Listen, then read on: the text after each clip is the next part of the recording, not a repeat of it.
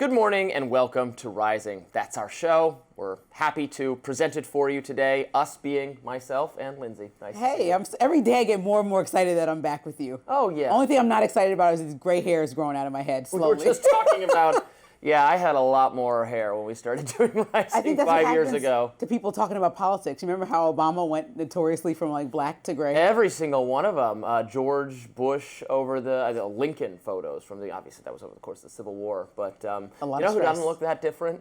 Donald Trump. He looks exactly the same. Not exactly, but it's closer. Coming up on Rising, the Trump DOJ admitted that a full grand jury never reviewed the final indictment against James Comey. We'll discuss that and what that means for the case. Plus, Senator Lindsey Graham said that he wants to sue the government after his phone records were apparently obtained during the Arctic frost investigation, but some are saying that's hypocritical of him. And author Sam Harris went off on Elon Musk and President Trump over their response to Charlie Kirk's assassination. But first, we start like we always do. Robby, what's on your radar? Well, this is a fun one. Oopsies. Representative Jasmine Crockett might not be ready for prime time. Earlier this week, she fired back at Republicans for receiving money from Jeffrey Epstein as part of her attempts to defend her friend, Virginia Islands delegate Stacey Plaskett, from charges that she enjoyed an overly cozy relationship with the disgraced financier and sexual predator. Crockett attacked Mitt Romney, John McCain, Sarah Palin, and Lee Zeldin, all past and current Republican officials, for them having had contact with Jeffrey Epstein. There's just one problem. The Jeffrey Epstein who donated to Zeldin, to Romney, and to those other Republicans is not the Jeffrey Epstein, i.e. the one who died in prison under mysterious circumstances and has embroiled various associates in scandal, such as Prince Andrew and Larry Summers. The Jeffrey Epstein whose political donations Crockett is highlighting is an entirely different person. Seriously, watch this. Folks who also took money from somebody named Jeffrey Epstein, as I had my team dig in very quickly: Mitt Romney, the NRCC, Lee Zeldin, George Bush, Win Red, McCain Palin, Rick Lazio. I just want to be clear. If this is the standard that we're going to make, just know we're going to expose it all. And just know that the FEC filings, they are available for everybody to review. This is absolutely ridiculous. Notice how she prefaced her remarks by describing the individual in question as someone named Jeffrey Epstein. Well, that part is too. Dr. Jeffrey Epstein did give money to New York Republican gubernatorial candidate Lee Zeldin. But that is not the same Jeffrey Epstein. And we know it because Zeldin ran for governor in 2022, which is 3 years after the death of the other Jeffrey Epstein, the pedophile. Now, Zeldin slammed Crockett, noting, "No relation, you genius." So Crockett's lame insinuations about Zeldin and other Republicans are false, absolutely false. Note also what she's trying to do here, which is attempting to run cover for Stacey Plaskett, who is extremely complicit in efforts to shelter and protect Jeffrey Epstein, the actual Jeffrey Epstein. As revealed by journalist Lee Fong, Plaskett previously worked for Epstein's fixer in the Virgin Islands and solicited him for campaign donations when she ran to be the Virgin Islands non-voting delegate. Here was Fong on Rising 2 years ago discussing their relationship. As Plaskett solicited Epstein in 2018, a year before his death, for $30,000 to the DCCC, the House Democrats campaign arm. Again, that was Erica Kellerhall's forwarding on that appeal. The House moved to censor Plaskett, but that vote failed this week as 3 Republicans joined all Democrats in voting to protect her. Republicans may have done that as part of a deal to prevent Democrats from censoring Republican Corey Mills over various misdeeds. Isn't it great when the two parties can come together to protect each other in cases of public corruption? Just another day in Washington, D.C. And I also saw that Jasmine Crockett was defending herself on CNN with Caitlin Collins, I think last night. And Caitlin Collins was like, "It's not the same Jeffrey Epstein." So she's like, "Well, I didn't say it was.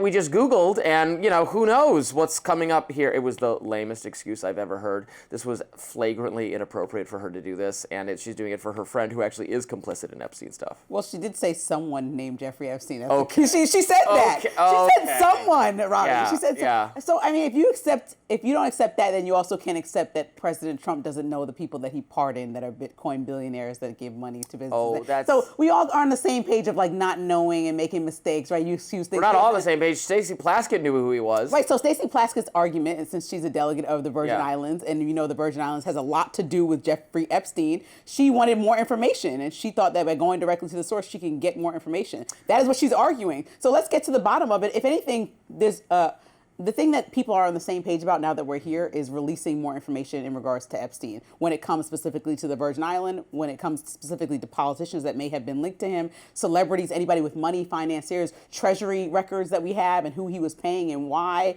foreign governments and why. And so I think if somebody is trying to do their due diligence, because they should have all the information if they are representing the Virgin Islands, they should have all the information. If they're trying to get to a source and get information, share that. Because if we want everything released, share the exchange between she and Jeffrey Epstein in full. Every single exchange they ever had. We're sharing it, and it's bad because people are worked up about maybe a birthday card that Trump might have allegedly sent Jeffrey Epstein 30 years ago.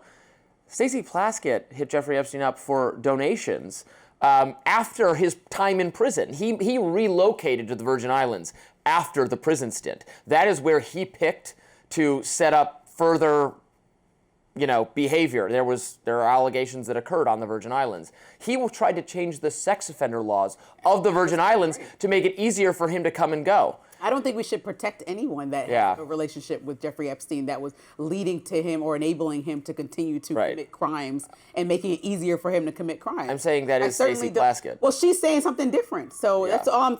I'm just telling you what. And Jasmine Crockett, in her defense, is like, well, Lee Zeldin got a donation from Jeffrey Epstein. I mean, that's so lame. I don't think that's just pathetically lame, obviously. I don't think that the right path to go down in this instance is to figure out who is more connected to Jeffrey Epstein. I think it's that everybody that is connected to Jeffrey Epstein after. And Lee Zeldin is not connected to Jeffrey Epstein. I know. He's not. This is the wrong person. And it's hilarious. It's a ridiculous miscalculation. And you laughed very hard in the office. I was like, well, that sucks for her. Yeah. I smirked because I was like, damn, that's messed up. Yeah. I think that we need to get to the point is that there's survivors that are on Capitol Hill trying to really figure out what the next steps are. There are people that really want these files released. And I think we're just in a predicament where the more we make jokes out of this and do things like the stunt that Jasmine Crockett pulled, the more I'm glad you concede it's a stunt.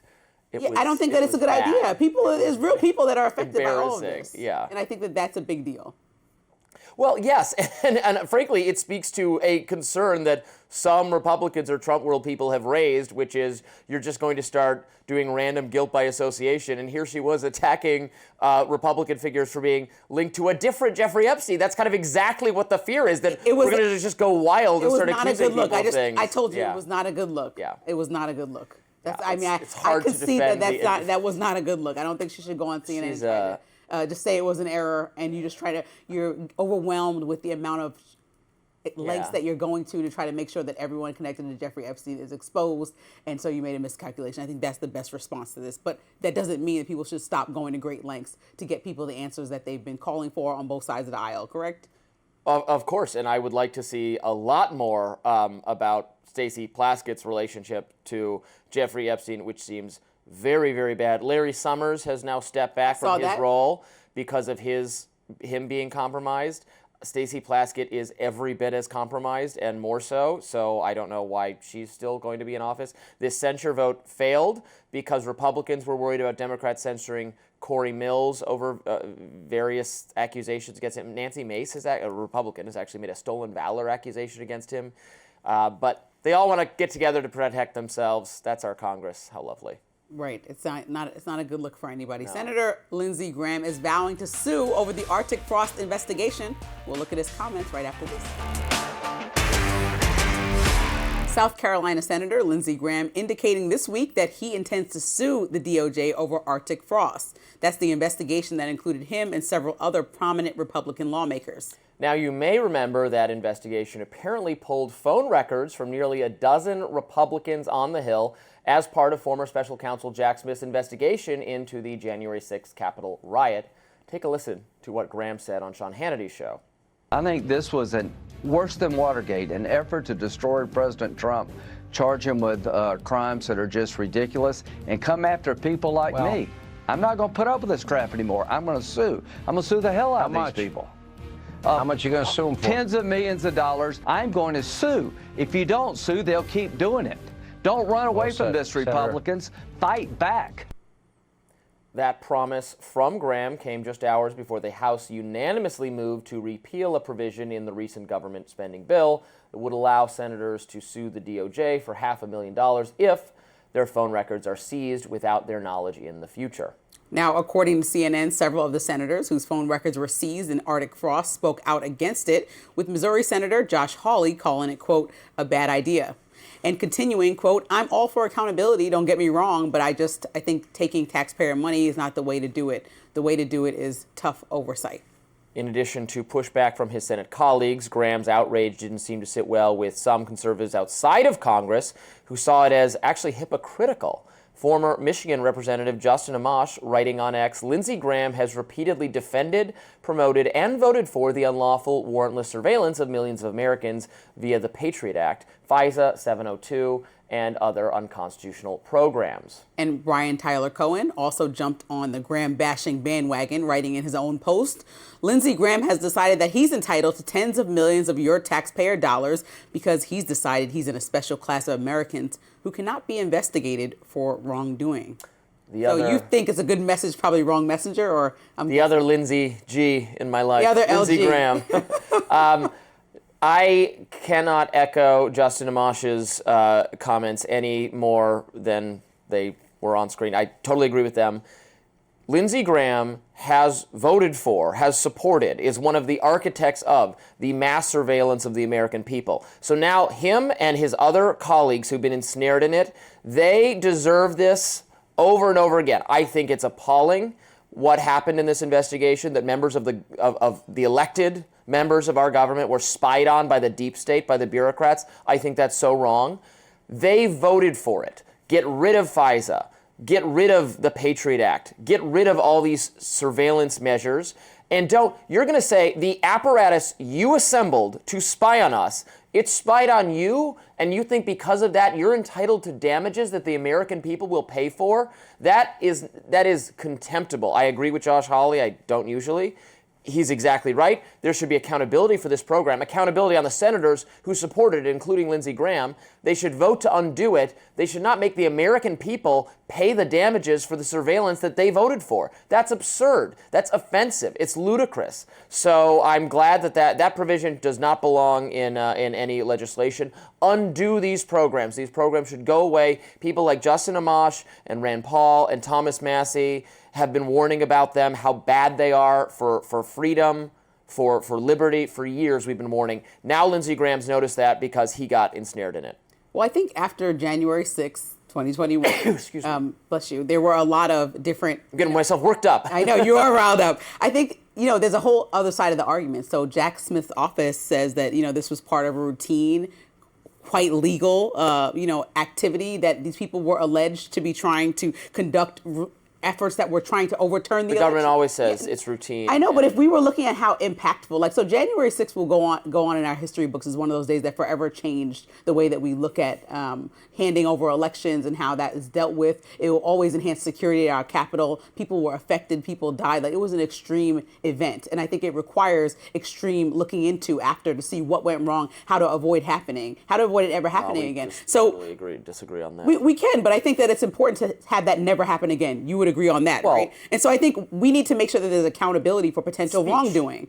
We need to make sure that there is accountability for potential wrongdoing. So if the investigation was aimed at uncovering whether laws were broken in some bigger and alleged scheme to disrupt the peaceful transition of power. And so that was what actually the investigation was about. And so they didn't continue to follow through with it under Trump's presidency, but there was warranted reason to want to look further into that and see who all was connected to it. It was an investigation. And just because you're offended, doesn't mean that the government shouldn't do its job to make sure and deter future actors from doing anything similar.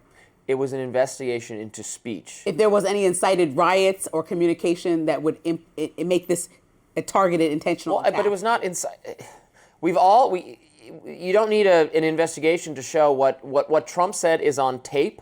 You can watch it for yourselves and you can decide to what extent you think he is morally complicit in what happened, and you can vote or not vote for him on this basis. The accountability is the democratic process. It's not the deep state deciding who goes to jail for speech or who you're allowed to vote for. The American people got to decide whether that. And actually, first the Senate decided. The House impeached, and the Senate voted, and they voted to acquit him. We're a nation of laws. He got due process. They voted to acquit. You may not like that outcome. Sometimes a person who you think is guilty gets off with a crime, but he was acquitted. And then there was an additional measure of accountability, which is that he ran for president again, and he won. The American people voted for him. The American people got to decide what moral weight they assigned to him, whether they thought that was disqualifying to be president. The American people, a majority of the American people, not just a majority of the Electoral College, but a majority of the American people said, knowing that, we still choose Donald Trump instead of Kamala Harris. So what can be done? Yeah, At what point then do the President G-men Trump get to said- say, excuse me, American people, we're saying this was criminal? You're talking about what President Trump said specifically in relation to the day January 6th, but the investigation was much deeper than that. So you're trying to just make it simple in one line, but it really was looking into the alleged illegal conduct of efforts for submitting fraudulent electoral certificates as well. That was an entire thing that we looked into as well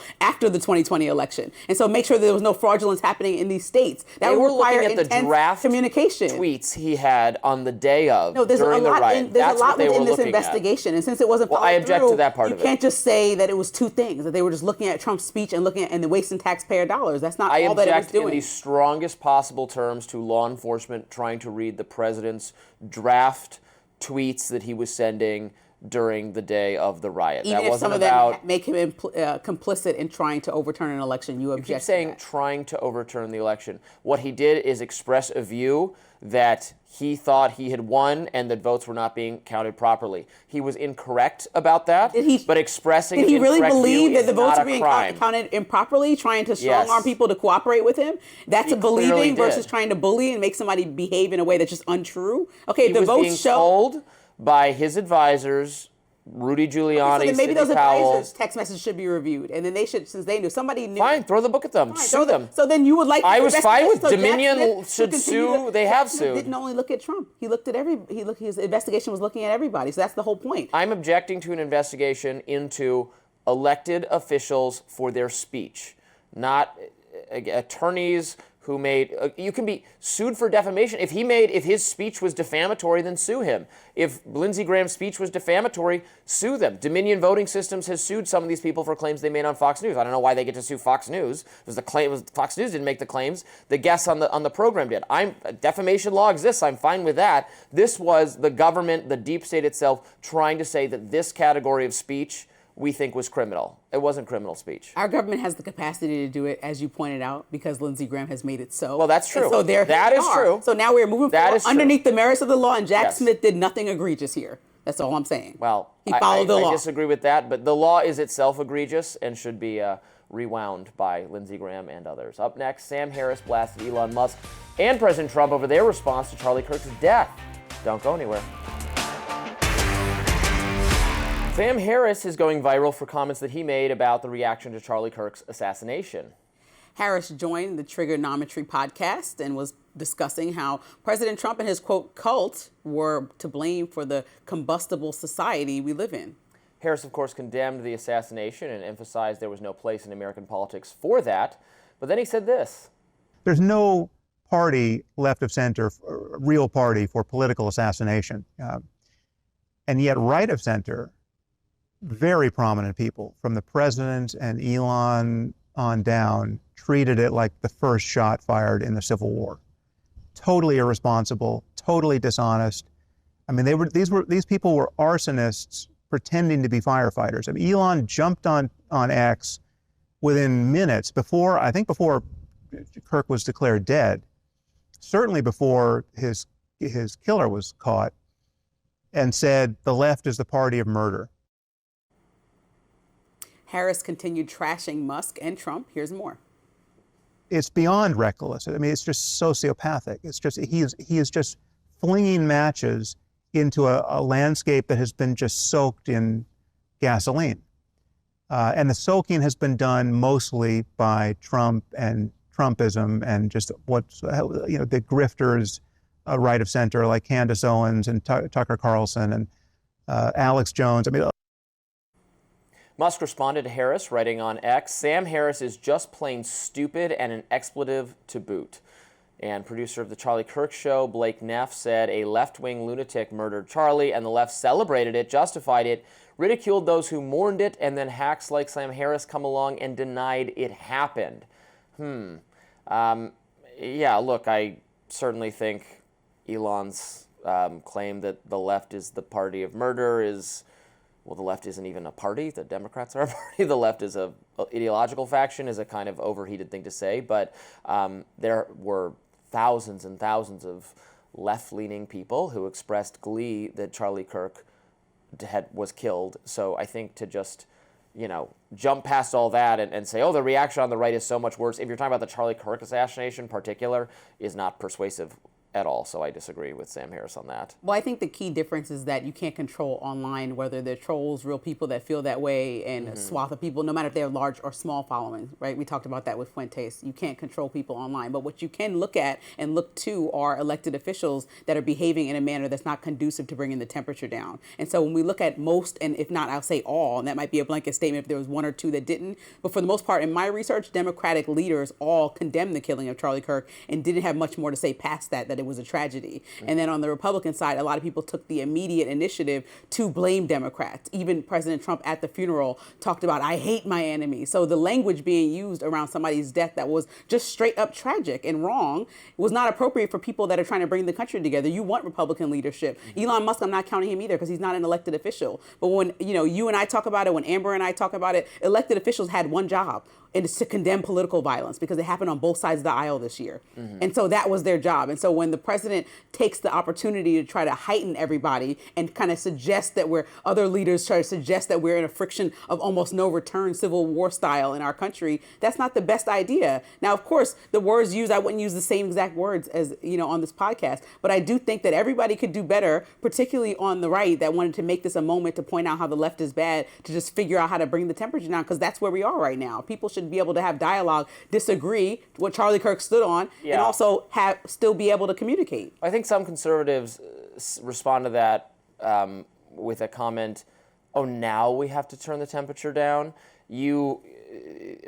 Someone with a left-wing motivation killed Charlie Kirk. Someone tried to assassinate Donald Trump. There's an increasing, this is the conservative perspective, there's an increasing fear of actual left-wing terrorism out there. And now you're saying our rhetoric is the problem. What about your rhetoric? What about the way you describe Trump as an authoritarian and all that is lending itself, is egging these people on to commit these kinds of things? Just as we were just talking about the Capitol riots, if you hold Trump responsible for what those people did, is not the crazy anti-Trump rhetoric on the Democratic side responsible? And I think the ping pong is embarrassing for the entire country. What I've said often is that people overuse words like Trump comparing him to Hitler or fascist, or on both sides. And I pointed out and cited examples in the past few years of President Trump using the word and other major leaders in the Republican Party, as well as we know Democrats do it almost every day. Every mainstream media outlet has an opportunity to speak and does it. And I think that it's overuse and over-exaggeration. And it talks about it in a variety of ways, how it's like crying wolf. And then we really have a problem in this country where in this year alone, leadership have gotten assassinated, someone of major acknowledgement has gotten killed, and then here we are just still blaming each other. We haven't learned much. Up next, President Trump says he's all about America first, but his actions as of late don't seem to reflect that. I'll discuss that next in my lens. Stick around. Welcome back to Rising. Lindsey, what is in your lens today? Let's talk about it. So if you look at the results from this month's elections, one message rings louder than campaign ads. Americans are worried about the economy. So you'd think a moment like this would send President Trump straight to a manufacturing plant in the Midwest, or maybe a town hall table in the heartland to talk about the cost of groceries. But instead, the America First president keeps stamping his passport. Just this week, he rolled out the red carpet for Crown Prince Mohammed bin Salman. At the same time, the New York Times reported earlier this week that Trump signed off on a CIA covert action plan in Venezuela. Add that to his $20 billion bailout for Argentina and the summer bombing of Iran that even some of his isolationist supporters didn't want, and you start to see the outline of a president who talks America first, but keeps America abroad. And that's where the break in MAGA dam begins. His base, folks who saw him as the antidote to foreign entanglements, are growing uneasy. Trump seems to know it too. He admitted during a business forum, quote, "My poll numbers just went down, but with smart people, they've gone way up." That line wasn't exactly reassuring to a movement already angry over everything from affordability to his meandering response to the Epstein files being a, quote, hoax. The fury really lit up last week when Trump brushed off concerns that Chinese students were taking college spots from Americans. Then in an interview with Laura Ingraham, he dropped this gem saying, quote, "I know what MAGA wants better than anyone else." That didn't calm the waters. By the next morning, things boiled over when he suggested there weren't enough talented workers in the U.S., defending his push for more high-skilled foreign workers on H-1B visas. And that's when social media delivered a gut punch. Hashtag America Last started trending, and even some declared, quote, "MAGA is dead." But Trump, standing before billionaires and executives at a U.S.-Saudi investment forum this week, doubled down. Not on middle America, but on the global stage. And then came the soundbite heard around the MAGA world. You can't come in, and I'm explaining, you can't come in, open up a massive computer chip factory for billions and billions of dollars like is being done in Arizona, and think you're going to hire people off an unemployment line to run it. They're going to have to bring thousands of people with them, and I'm going to welcome those people. Now, I love my conservative friends. I love MAGA, but this is MAGA. That may have played well in a ballroom full of foreign investors, but it lands differently with voters who thought they were electing a champion of workers, specifically American workers. Yet Trump didn't stop there. This week he announced he's preparing to jump into a new global conflict, SUDAN, because he says his, quote, friend, the Crown Prince, asked him to intervene. His Majesty would like me to do something very powerful having to do with Sudan. It was not on my my charts to be involved in that. I thought it was just something that was crazy and out of control. But I just see how important that is to you and to a lot of your friends in the room. Sudan, and we're going to start working on Sudan. Sudan has been crushed by civil war for more than 2 years, trapping tens of millions in a humanitarian crisis. But as he leans into another international mission, a new Marist poll shows that Trump's approval is at just 39%. It's actually his lowest since right after January 6th, when the attack happened on the U.S. Capitol in 2021. So here's the question I keep coming back to. How long can you run on, quote, America first, while spending so much time everywhere else? Well, look, on Sudan, I definitely don't think we should get our military involved in a foreign civil war. So I very much hope that that's not what he was suggesting. If we can help to foster peace through diplomacy, as we've tried to do in other areas of the world, that's absolutely fine. So I hope that's what he means. But if it is another foreign entanglement militarily, then yes, I would agree with you that that betrays the America First ethos. His earlier remarks about building the factory, I agree with 1,000%. Trump is completely right about this. I don't care who's crying about it on the left or the right. We have to get serious. If we want to build things here for national security reasons, we can't rely on it to be built in China or Taiwan or wherever. It's got to be built here. Okay, you need smart people to build it.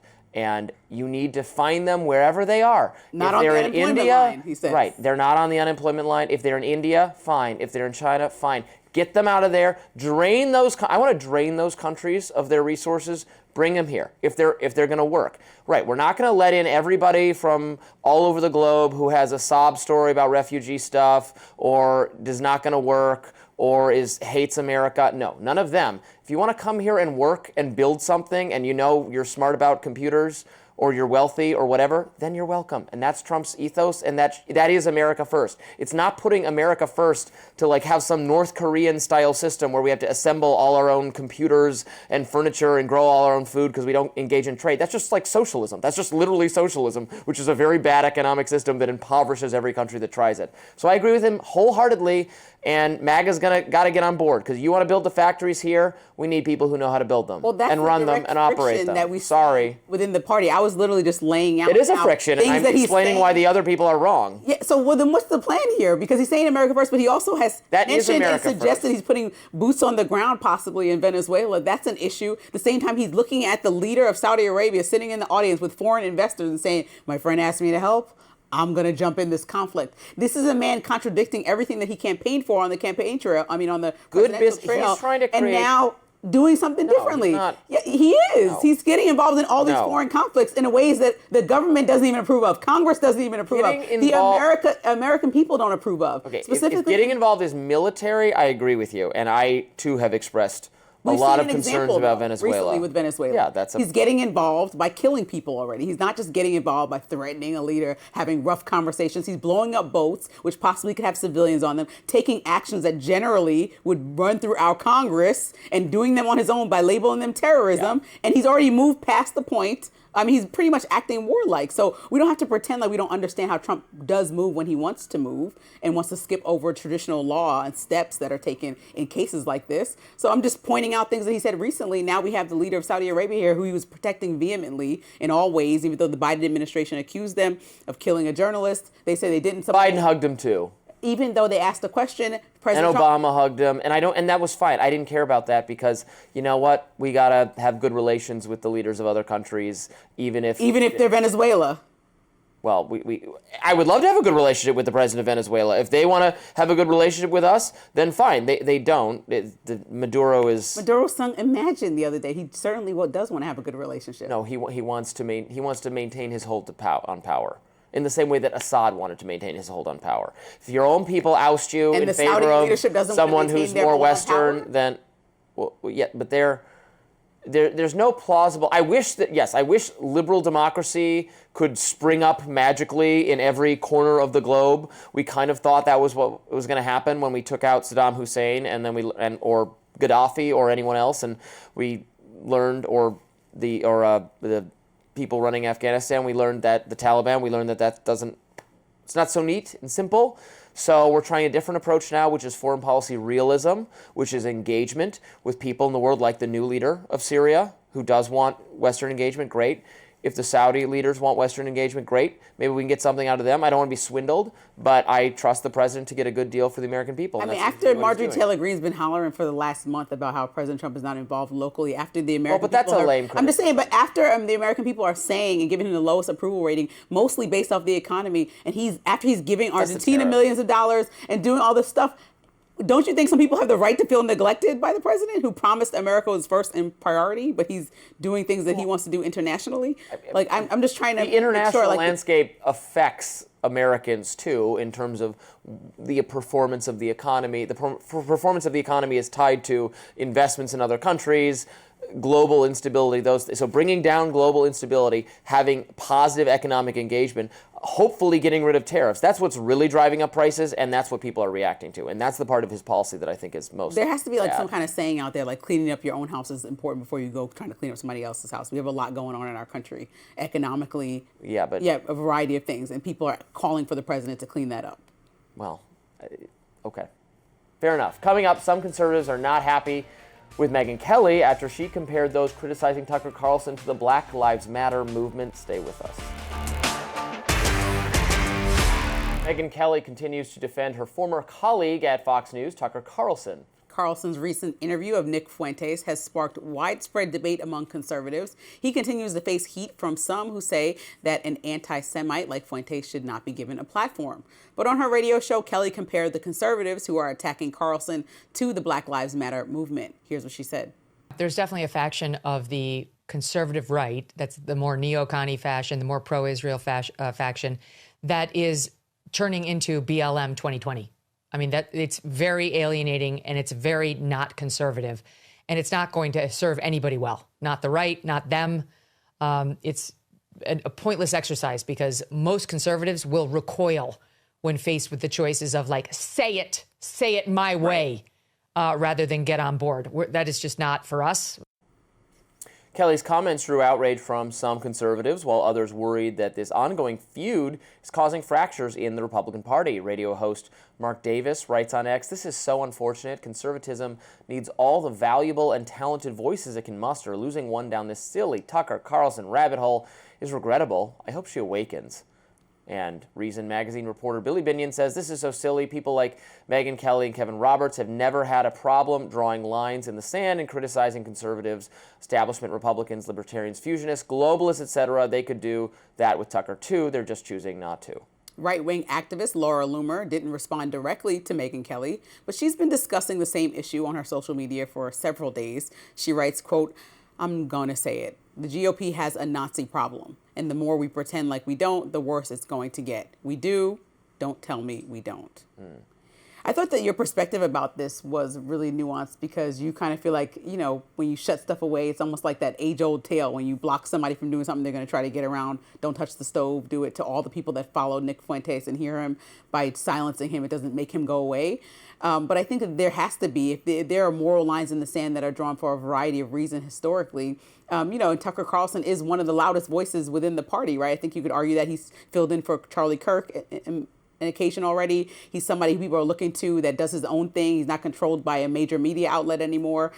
He has the opportunity to, if he wants to have controversial people on, continue all the journalism skills that I know that he understands and learn, and ask tough questions and make people uncomfortable that have said uncomfortable things for the masses if your party actually doesn't believe that. And he failed that test miserably when it came down to Nick Fuentes. He was being way too kind and nice and fair to somebody who was being unfair to a variety of people, even within his own party, not liking the vice president's wife because of her nationality. So I think we have to remember who we're dealing with and not give some random pass. And Megyn Kelly shouldn't make it her job or her honor to defend him and Candace Owens forever. But I do think that they need to call out their friend when they're wrong. That's an easy thing to do.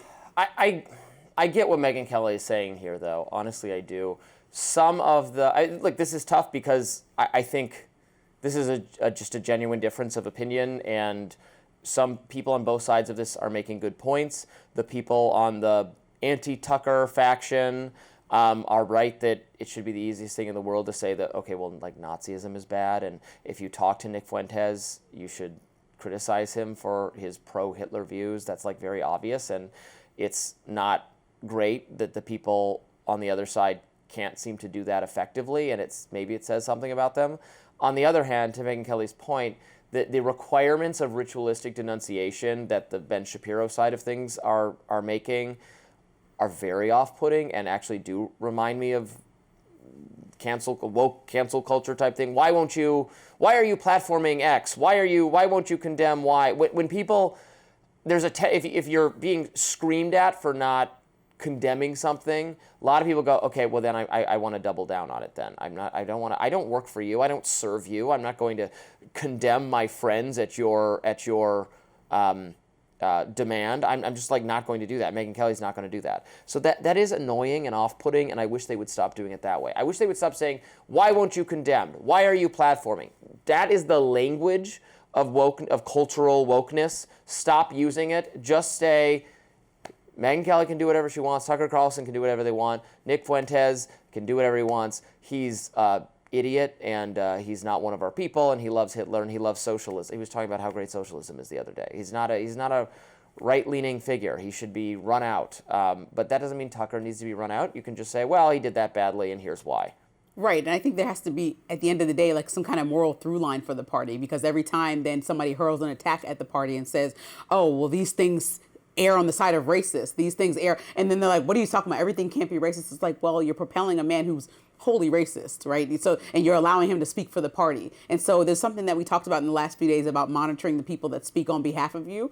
And I think that that's something that should have way more discernment within the Republican Party, because when you have leaders that are constantly being propelled up, yeah, you can't control a YouTube, you can't control any of that stuff, but you can control who's on the forefront of the party and the youth is looking to for information, and who people who are leaders in the party are bringing on their shows and bringing to their panels and bringing to, let's say, the GOP conference or all these things. These people should be, if not shunned, then at least have a conversation to explain why their views are inappropriate. I don't favor shunning. I favor engagement. I favor countering with questions and criticisms and that sort of thing. I also favor calling out to the extent this is being pushed on us all by foreign influence, which seems increasingly likely to me from what I can gather. Nick Fuentes was created by foreign influence? No. But there's all these fan sites or fan accounts that promote it. Like I'll be scrolling and I'm like, Nick Fuentes updates, and it's like it's not his account. It's some account that got made 2 months ago, probably by an Iranian or a Pakistani or something. It's not a lot of these America First accounts. It's Indians. It's not. You sound like Marjorie Taylor Greene now. She feels like all. No, it's true. I mean, all these accounts are attacking her, doing the same thing. If Elon is watching this, if I could get one thing out of Elon, he should require Twitter accounts, X accounts. It should say the country where the account originates from. All these people advocating certain policies, I bet we'd find out they're not even Americans. If I can get one thing from Elon, I would say if you can just make sure that Grok avoids being racist as well and leaning into the Nick Fuentes category. I mean, I asked Grok. Grok has went I asked crazy Grok the other day. times. I'm saying, why am I seeing suddenly all this Nick Fuentes content? And it's not. And you can't say it's just because I'm like searching for it because I'm learning about it. Because you're saying his name and your phone's right here. You're searching stories to talk about for the show. Yeah, but I'm searching Candace Owens. I'm searching Tucker Carlson. I'm searching Megyn Kelly because we're talking about this, and clips of them are not being served up to me with the same frequency. So I asked Super Grok. I'm like, what's the deal with this? They said, oh, it's all Iran. Interesting.